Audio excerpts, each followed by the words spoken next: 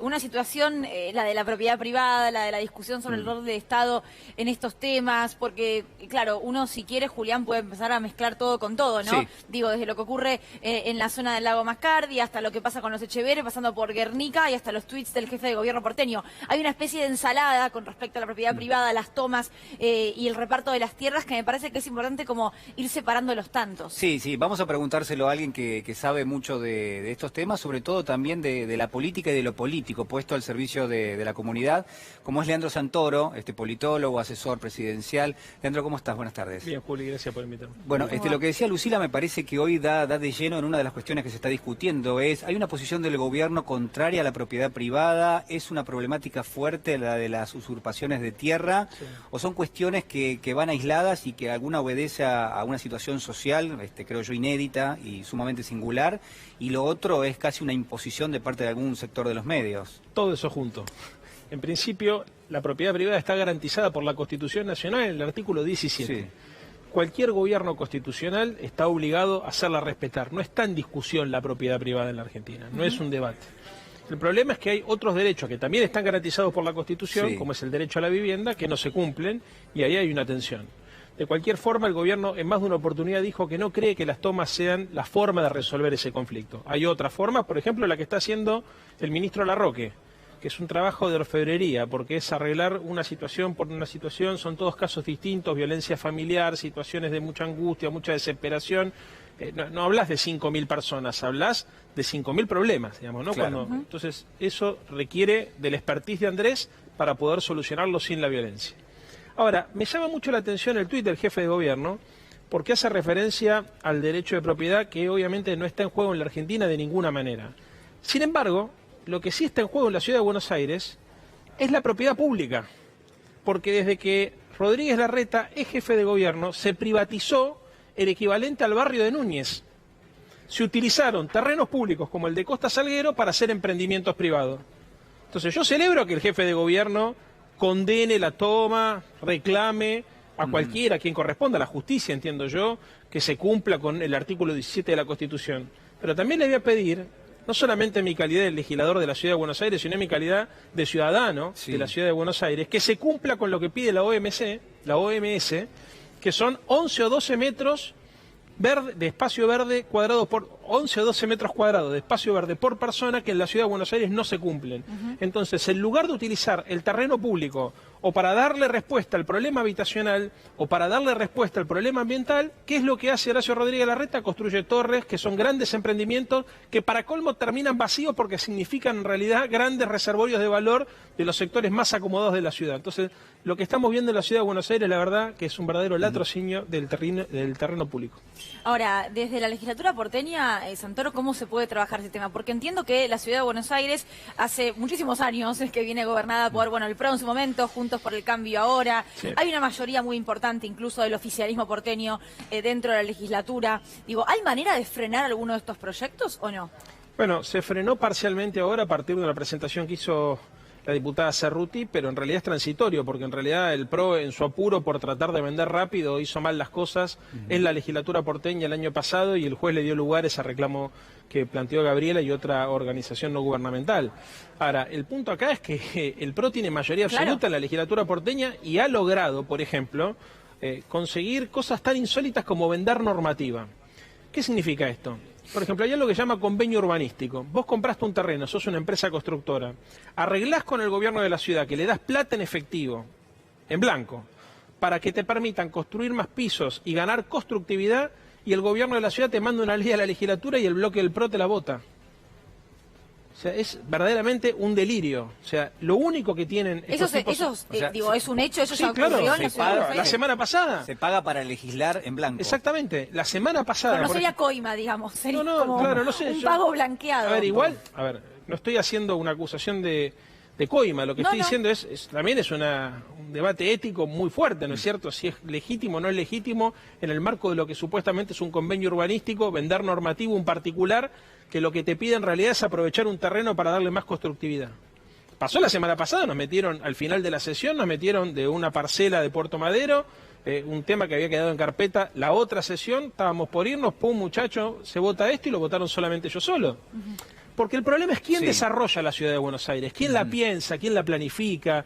Bueno, la piensan, la planifican los desarrolladores inmobiliarios, ¿no? Ahora, el problema es que los que vivimos en la ciudad de Buenos Aires tenemos cada vez menos espacio verde, cada vez más smog, cada vez más contaminación sonora, cada vez más contaminación visual, y en lugar de ir hacia un modelo de sociedad sustentable, verde, amigable, con plazas donde los ciudadanos podamos encontrarnos en el espacio común, no, encontramos donde hay un espacio común, un emprendimiento privado que está generalmente llevado adelante por empresas muy cercanas al gobierno de la ciudad. Leandro, me quedo pensando en esto, ¿no? En las declaraciones que hacía hace un ratito nada más, Miguel Ángel Pichetto, estuvo en Entre Ríos, acompañando a los hermanos Echevere, no a todos por supuesto, sino a Luis Miguel y a Juan Diego, y en ese contexto dijo, bueno, que la justicia decida en la medida en que decida que quienes están adentro son usurpadores, digamos. ¿Hay una utilización política del caso de los Echevere de parte de Juntos por el Cambio? Sí, sin duda. Bueno, en esto que tratabas vos, me parece, en tu introducción de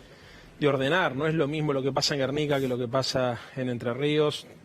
Eso es un problema familiar, me parece que acá se está montando la política y en lugar de simplificar esto lo termina complicando porque lo que genera es más indignación en un sector de la sociedad que por ahí no hace el hilado fino de todo esto, que ve simplemente los grandes trazos y lo que le lleva la imagen o la impresión que se lleva cada vez que ve este tipo de conflicto es que la política se pelea entre sí, no le resuelve sus problemas y que para colmo, depende del canal que miren, es cierto, puede llegar incluso a la conclusión de que en la Argentina está en peligro la propiedad privada.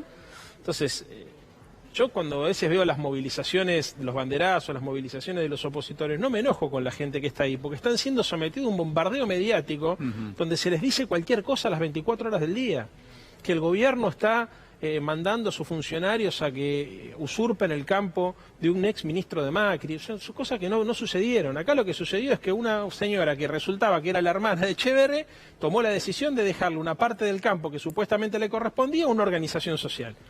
Digamos, y el gobierno no se manifestó ni a favor ni en contra. Eso es un problema de los particulares y lo tiene que resolver la justicia. Y además, Juan Graboy no es funcionario del gobierno y las organizaciones que están interviniendo no son organizaciones ni siquiera que están representadas en el frente de todo, porque son organizaciones sociales, no tienen representación política. Pero bueno. Ahora, Santoro, desde tu lugar de asesor presidencial, no como legislador porteño en este caso, que la agenda termine siempre copada por ahí por estos temas, incluso que desde el gobierno no haya habido una salida rápida cuando se lo empezó a involucrar en esta situación, ¿no es un error? Nuestro, 100%. 100%, es un error nuestro, comunicacional, de diseño político, claramente. Obviamente la cantidad de fierros comunicacionales que tiene la oposición son mucho más grandes que las posibilidades que nosotros tenemos de fijar agenda, pero está claro que cuando no estás las 24 horas del día sobre estos temas y no complementás la gestión de gobierno con la gestión política, te pasan este tipo de cosas. Y cuando el tiempo pasa, te empiezan a ganar la batalla cultural y te empiezan a ganar el sentido común. Entonces de repente llegas a un punto donde es difícil ponerte de acuerdo porque estás hablando en lenguajes distintos. Y muchos de los que articulan este tipo de operaciones después no pueden volver atrás porque avanzan tanto en la mentira que después resulta imposible sentarse a negociar cualquier tipo de desarme ideológico, ¿no es cierto? Llamémosle o armisticio político, llamalo como quieras, digamos, o, no sé, pacificación sobre los conflictos, porque no le pueden decir a su gente que en realidad avanzaron sobre un delirio.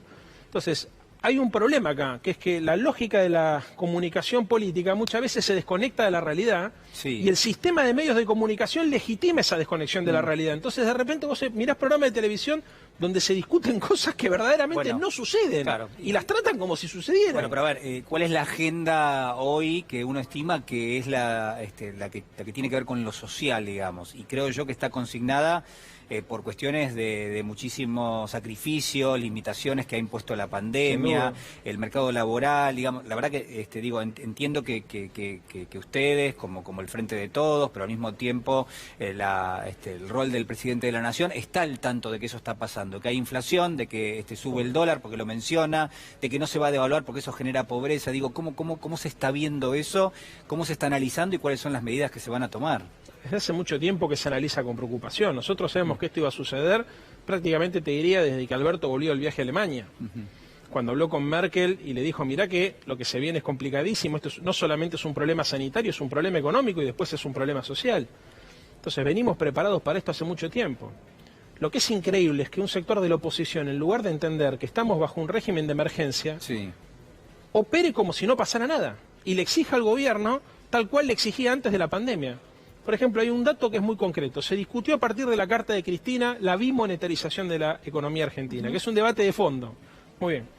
¿Qué es lo que decimos nosotros? Existe la restricción externa, es un problema recurrente en la economía, faltan dólares, cuando crecemos nuestra estructura demanda dólares, es una dificultad que hay que resolver. Es histórico, es histórico, ¿no?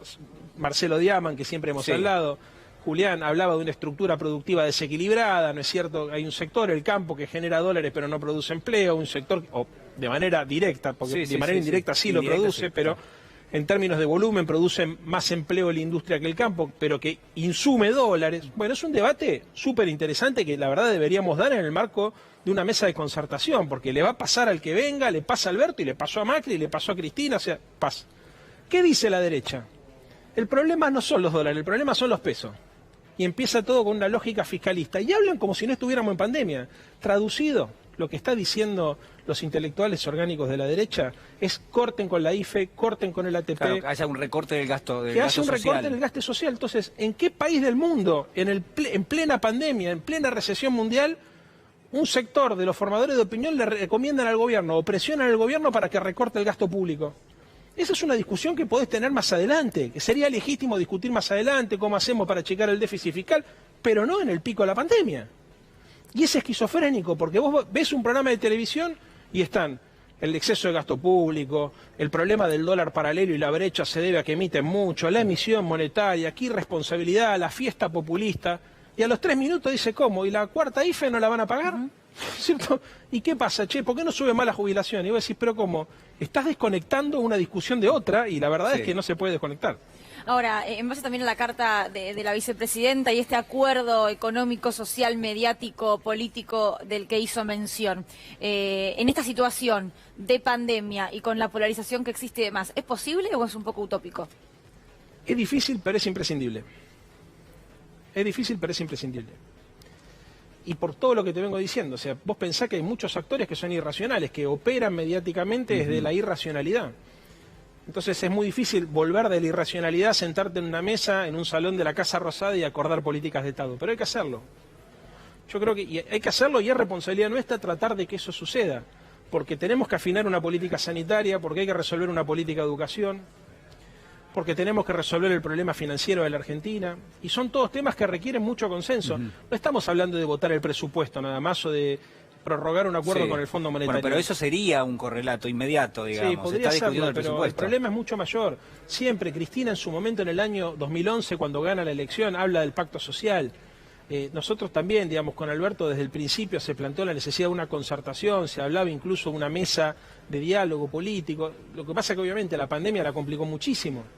Yo puedo decir, en la Casa Rosada por lo menos 3 veces entraron en este primer semestre del año, entraron los líderes opositores. Yo participé en una reunión, por ejemplo, estuve con Alberto, participé en una reunión donde se planteó una agenda, después hubo otra por Zoom. O sea, hay voluntad de diálogo. Lo que me parece que lo que la política se tiene que hacer es independizarse de los medios hegemónicos de comunicación, que son los que le fijan la línea. Si los medios te fijan la línea y lo único que buscan es erosionar la legitimidad política del gobierno para tratar que al gobierno le vaya lo peor posible, para que en el próximo turno, si ganan la elección, puedan hacer lo que querían hacer con Macri pero no pudieron, que es avanzar un proceso de absoluta liberalización de los mercados, de regulación del sistema, porque eso es lo que tienen en la cabeza, y bueno, están jugando a tirar del mantel. Entonces,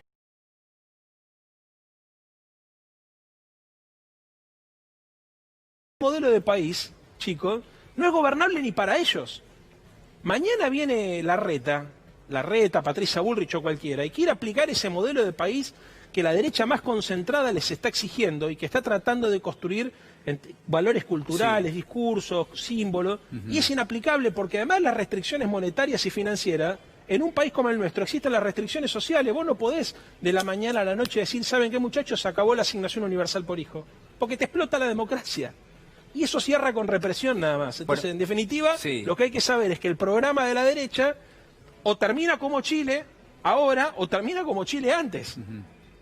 con los carabineros en la plaza dándole palo a todo el mundo. Pero a ver, porque obviamente, digo, estamos hablando de algo que tiene que suceder en los próximos días, digamos, en función de distintas situaciones, sobre todo lo que está pasando en el frente financiero, que no es lo más urgente, pero al mismo tiempo, en general... Es lo más preocupante. Es lo preocupante por las señales, por cómo lo está tomando la economía, digo, ¿cuál sería una aplicación concreta de eso? Porque la vicepresidenta lo identifica, dice, bueno, que hay un problema que ni siquiera yo en mi mandato pude resolver, que le tocó a Macri, lo quiso resolver de otra manera y no pudo tampoco, nos está tocando de nuevo, ¿no? Independientemente de que hay ahí como alguna situación donde dice, bueno, quizás hay funcionarios que no funcionan, no se menciona como una situación allí, pero dice, bueno, la verdad que le ha tocado a todos los gobiernos. Digo, ¿cuál sería el correlato inmediato? Es decir, un encuentro con los sectores sindicales, con la oposición política. Bueno, hay muchos. A ver, digo, para ponerte un solo elemento, se habla de la necesidad de crear instrumentos de ahorro en pesos, sí, por ejemplo.